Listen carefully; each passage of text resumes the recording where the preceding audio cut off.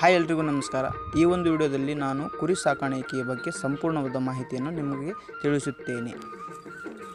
ಒಂದಾನೊಂದು ಕಾಲದಲ್ಲಿ ಬದುಕಿನ ಬೆನ್ನೆಲುಬು ಆಗಿದ್ದ ಕೃಷಿ ಇಂದು ಹೊಸ ರೂಪ ಪಡೆದುಕೊಂಡಿದೆ. ಕಡಿಮೆ ಜಾಗ, ಕಡಿಮೆ ಖರ್ಚು, ಆದರೆ ಉತ್ತಮ ಆದಾಯ ಕೊಡುವ ಉದ್ಯಮಗಳಲ್ಲಿ ಕುರಿ ಸಾಕಾಣಿಕೆ ಇಂದು ರೈತರ ಆಶಾಕಿರಣವಾಗಿ ಬೆಳೆದು ನಿಂತಿದೆ. ಹೌದು, ನಾವು ಹಲವಾರು ರೈತರ ಕಥೆಗಳನ್ನು ಕೇಳ್ತೇವೆ. ಒಂದು ಕುರಿಯಿಂದ ಆರಂಭವಾದ ಪ್ರಯಾಣ ನೂರಾರು ಕುರಿಗಳ ದೊಡ್ಡ ಫಾರ್ಮ್ ಆಗಿ ಬೆಳೆದು ನಿಂತಿದೆ. ಅನೇಕ ಯಶೋಗಾಥೆಗಳು ನಮ್ಮ ಮುಂದೆ ಇವೆ.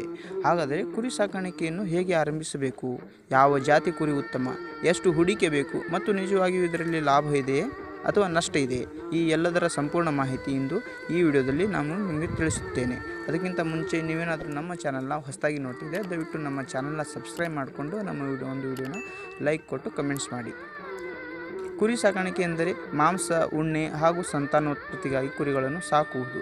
ಗ್ರಾಮೀಣ ಪ್ರದೇಶಗಳಲ್ಲಿ ಇಂದು ಪಾರಂಪರಿಕ ಉದ್ಯಮವಾಗಿದ್ದರೂ ಇಂದು ವೈಜ್ಞಾನಿಕ ರೀತಿಯಲ್ಲಿ ಮಾಡಿದರೆ ಲಕ್ಷಾಂತರ ರೂಪಾಯಿ ಆದಾಯ ತರುವ ಒಂದು ವ್ಯವಹಾರವಾಗಿ ನಿಂತಿದೆ. ಕುರಿಗಳ ವಿಶೇಷತೆ ಏನು ಗೊತ್ತಾ? ಕಡಿಮೆ ಆಹಾರದಲ್ಲೇ ಬೆಳೆಯುತ್ತವೆ, ಬೇಗ ಸಂತಾನೋತ್ಪತ್ತಿ ಮಾಡುತ್ತವೆ, ಮಾರುಕಟ್ಟೆಯಲ್ಲಿ ಯಾವಾಗಲೂ ಬೇಡಿಕೆ ಇರುತ್ತದೆ, ಸಣ್ಣ ರೈತರು ಆರಂಭಿಸಬಹುದು. ಅದರಲ್ಲೂ ಕರ್ನಾಟಕದಲ್ಲಿ ಬಾಗಲಕೋಟೆ, ಬಳ್ಳಾರಿ, ವಿಜಯಪುರ, ಬೆಳಗಾವಿ ಭಾಗಗಳಲ್ಲಿ ಕುರಿ ಸಾಕಾಣಿಕೆ ಬಹಳ ಜನಪ್ರಿಯವಾಗಿದೆ. ಮತ್ತು ಕುರಿ ಸಾಕಾಣಿಕೆಯಲ್ಲಿ ಯಶಸ್ಸು ಪಡೆಯಬೇಕಾದರೆ ಮೊದಲು ಸರಿಯಾದ ಜಾತಿ ಆಯ್ಕೆ ಮಾಡಬೇಕು. ಆಯ್ಕೆ ಮಾಡುವುದರಲ್ಲಿಯೇ ನಮ್ಮ ಲಾಭ ಮತ್ತು ನಷ್ಟ ಅಡಗಿರುತ್ತದೆ. ಮೊದಲನೇದಾಗಿ ನಾನು ಸಜೆಸ್ಟ್ ಮಾಡುವ ಒಂದು ಕುರಿಯ ತಳಿ ಅಮೀನ್ಗಢ್ ಎಳಗಾ ಕುರಿ. ಇದು ವೇಗವಾಗಿ ಬೆಳೆಯುವ ಜಾತಿ ಹಾಗೂ ಮಾಂಸಕ್ಕೆ ಹೆಚ್ಚಿನ ಬೇಡಿಕೆ ಇದೆ. ಮತ್ತು ಇನ್ನೊಂದು ಕೆಂಗುರಿ ಕುರಿ ತಳಿ. ಈ ತಳಿ ಕರ್ನಾಟಕದ ಪ್ರಸಿದ್ಧ ಜಾತಿ, ಬಿಸಿಲನ್ನು ಸಹಿಸಿಕೊಳ್ಳುತ್ತದೆ. ಮತ್ತು ಇನ್ನೊಂದು ನಾಟಿ ಜವಾರಿ ಕುರಿ ತಳಿ. ಈ ತಳಿ ಕೂಡ ಉತ್ತಮ ಮಾಂಸದ ಗುಣಮಟ್ಟಕ್ಕಾಗಿ ಪ್ರಸಿದ್ಧಿಯನ್ನು ಹೊಂದಿದೆ. ಈ ತಳಿಗಳು ತುಂಬ ಗ್ರೋತ್ ಆಗುವ ತಳಿಗಳು. ನಿಮ್ಮ ಪ್ರದೇಶದ ಹವಾಮಾನಕ್ಕೆ ಹೊಂದುವ ತಳಿಗಳನ್ನು ಆಯ್ಕೆ ಮಾಡಿ ಸಾಕಿದರೆ ನಿಮಗೆ ಸುಲಭವಾಗುತ್ತದೆ. ಮತ್ತು ಕುರಿ ಸಾಕಾಣಿಕೆಯಲ್ಲಿ ಒಂದು ಮುಖ್ಯವಾದ ಕೆಲಸ ಏನಂದರೆ ಉತ್ತಮವಾದ ಕುರಿ ಶೆಡ್ ಅತ್ಯಗತ್ಯ. ಶೆಡ್ ಮಾಡುವಾಗ ಗಮನಿಸಬೇಕಾದ ವಿಷಯಗಳು: ಶೆಡ್ನಲ್ಲಿ ಗಾಳಿ ಸರಿಯಾಗಿ ಬರಬೇಕು, ಮಳೆ ನೀರು ಒಳಬರಬಾರದು, ನೆಲ ಸ್ವಲ್ಪ ಎತ್ತರವಾಗಿರಬೇಕು ಮತ್ತು ಸ್ವಚ್ಛತೆಯನ್ನು ಕಾಪಾಡಬೇಕು. ಒಂದು ಕುರಿಗೆ ಸುಮಾರು 10 ರಿಂದ 12 ಚದರ ಅಡಿ ಜಾಗ ಬೇಕಾಗುತ್ತದೆ.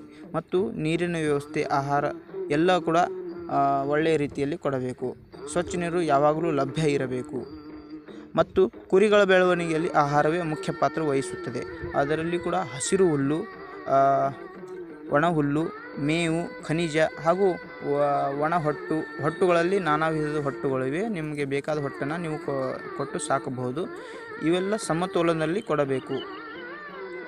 ಮತ್ತು ಮುಖ್ಯವಾಗಿ ಕುರಿ ಸಾಕಾಣಿಕೆಯಲ್ಲಿ ಸಮಯಕ್ಕೆ ಸರಿಯಾಗಿ ಲಸಿಕೆ ಹಾಕಿಸುವುದು ಬಹಳ ಮುಖ್ಯ. ಸಾಮಾನ್ಯವಾದ ರೋಗಗಳು, ಕುರಿಯಲ್ಲಿ ಬರುವಂತಹ ರೋಗಗಳು: ಜ್ವರ, ಹೊಟ್ಟೆಹುಳು, ಚರ್ಮ ರೋಗ. ಪ್ರತಿ 3 ತಿಂಗಳಿಗೊಮ್ಮೆ ಡಿವಾರ್ಮಿಂಗ್ ಮಾಡುವುದು ಖಚಿತ. ನಿಮ್ಮ ಶೆಡ್ನಲ್ಲಿ ಒಂದು ಕುರಿ ಅಸ್ವಸ್ಥ ಕಂಡರೆ ತಕ್ಷಣ ಆ ಕುರಿಯನ್ನು ಬೇರ್ಪಡಿಸಿ ವೈದ್ಯರನ್ನು ಸಂಪರ್ಕಿಸಬೇಕು. ನೀವು ಕುರಿಗಳನ್ನು ಬೇರ್ಪಡಿಸದೆ ಹೋದರೆ ನಿಮ್ಮ ಪೂರ್ತಿ ಹಿಂಡಿಗೆನೇ ಆ ರೋಗ ಹರಡಬಹುದು. ಮತ್ತು ಮುಖ್ಯವಾಗಿ ಕುರಿ ಸಾಕಾಣಿಕೆಯಲ್ಲಿ ಲಾಭ. ಹೌದು, ಕುರಿ ಸಾಕಾಣಿಕೆಯಲ್ಲಿ ದೊಡ್ಡ ಲಾಭ ಬರುತ್ತದೆ ಎಂಬುದಕ್ಕೆ ಮುಖ್ಯ ಕಾರಣ ಮಾಂಸಕ್ಕೆ ವರ್ಷಪೂರ್ತಿ ಬೇಡಿಕೆ, ಹಬ್ಬದ ಸಮಯಗಳಲ್ಲಿ ಬೆಲೆ ಹೆಚ್ಚಳ, ಮರಿಗಳ ಮಾರಾಟದಿಂದ ಹೆಚ್ಚುವರಿ ಆದಾಯ. ನೀವು ನಿಮ್ಮ ಫಾರ್ಮ್ನಲ್ಲಿ ಸಾಕಿರುವ ಒಂದು ಉತ್ತಮ ಟಗರು ಕೆಲವೊಮ್ಮೆ 20 ರಿಂದ 1 ಲಕ್ಷದವರೆಗೂ ಕೂಡ ಮಾರಾಟವಾಗುತ್ತದೆ. ಸರಿಯಾದ ಯೋಜನೆ ಇದ್ದರೆ 20 ಕುರಿಗಳಿಂದ ಆರಂಭಿಸಿ ದೊಡ್ಡ ಫಾರ್ಮ್ ನಿರ್ಮಿಸಬಹುದು. ಕುರಿ ಸಾಕಾಣಿಕೆ ಕೇವಲ ಉದ್ಯಮವಲ್ಲ, ಇದು ಗ್ರಾಮೀಣ ಬದುಕಿಗೆ ಹೊಸ ಆಶಾಕಿರಣ. ಶ್ರಮ, ಸಹನೆ, ಸರಿಯಾದ ಜ್ಞಾನ ಇದ್ದರೆ ಸಣ್ಣ ಮಟ್ಟದಲ್ಲಿ ಆರಂಭಿಸಿದರೂ ದೊಡ್ಡ ಯಶಸ್ಸು ಸಾಧಿಸಬಹುದು. ಈ ಒಂದು ಕುರಿ ಸಾಕಾಣಿಕೆ ವಿಡಿಯೋ ನಿಮಗೆ ಇಷ್ಟವಾಗಿದ್ದರೆ ದಯವಿಟ್ಟು ಲೈಕ್ ಮಾಡಿ ಮತ್ತು ಇನ್ನಷ್ಟು ಕೃಷಿ ಹಾಗೂ ಸಾಕಾಣಿಕೆ ಮಾಹಿತಿಗಾಗಿ ನಮ್ಮ ಚಾನಲ್ ಸಬ್ಸ್ಕ್ರೈಬ್ ಮಾಡಿ. ನಿಮ್ಮ ಅಭಿಪ್ರಾಯವನ್ನು ಕಮೆಂಟ್ ಮಾಡಿ. ಧನ್ಯವಾದಗಳು. ಎಲ್ರಿಗೂ ಒಳ್ಳೆಯದಾಗಲಿ. ನಮಸ್ಕಾರ. ಮತ್ತೆ ಭೇಟಿಯಾಗೋಣ ಮುಂದಿನ ವಿಡಿಯೋದಲ್ಲಿ.